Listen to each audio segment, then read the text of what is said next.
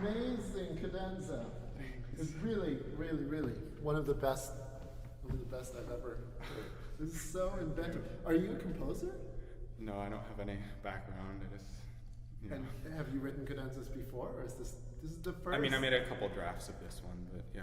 But for other pieces, No. Yeah. Wow, you have a really great talent for it. I mean, it's just gonna get. It's hard at first, right? Yeah.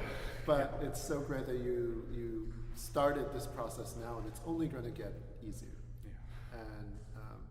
And what was immediately great, within the first 10 seconds of Nate's cadenza was that he started modulating into different keys, and that for sure Mozart would have loved. Yeah. And when you see, I don't know if you have you seen or heard any of Mozart's cadenzas, his own for the piano concertos, and that's exactly what it's just shocking modulations and little turns. It should be surprising, and he was surprising me at every turn. You know what was really interesting was that you really played out in your cadenza. It was like you were so confident of, and I don't mean just confident in what notes you're going to play, but just in your spirit. And you should treat the whole concerto like that.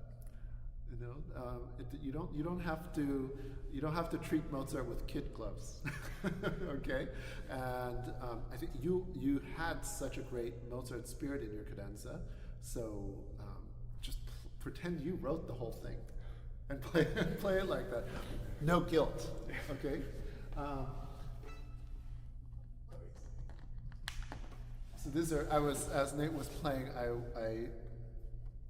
I had only a few COVID era thoughts that occurred, which is, this is the first time I've met Nate, but we've had a whole bunch of lessons on Zoom. so it's the first time I'm in the same room as you, and the other issue with Zoom lessons is often we don't see the students' feet. We only see their upper body, and so it's my first chance to address your lower body as well. So we'll talk a little bit about that. But first, play again from the beginning a little bit, and each composer, or let's say most composers, and I've heard this from multiple composers, living composers, putting their music into perspective and also how they see so many other composers' music. They'll say that the way they imagine music, it comes from some kind of bass sound. I don't mean B-A-S-S, but B-A-S-E. Some kind of fundamental sound that comes either most naturally or deepest to them. And we might have talked about this with Tchaikovsky, right? When you played Tchaikovsky, and we're talking about ballet. Yeah. How Tchaikovsky's heart lay with the ballet. With Mozart, it's the opera. And of course, there are more instrumental works.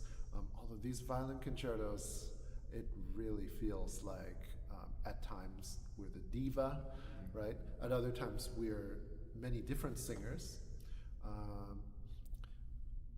But it's definitely, there's so much interaction happening. A Mozart opera is not moving at a slow pace, okay? It's constant discovery, teasing, interplay, and so let's try to find those characters, characterize it. You are so sensitive, it's wonderful, you play so beautifully, but it's not always clear whether you are saying something sensitive that is very excited, or saying something very sensitively in a shy way, or even, let's say, very black and white in a sadder or happier way. Okay, so start again from the beginning and see if you can show that to us. 关注我，学琴不走弯路。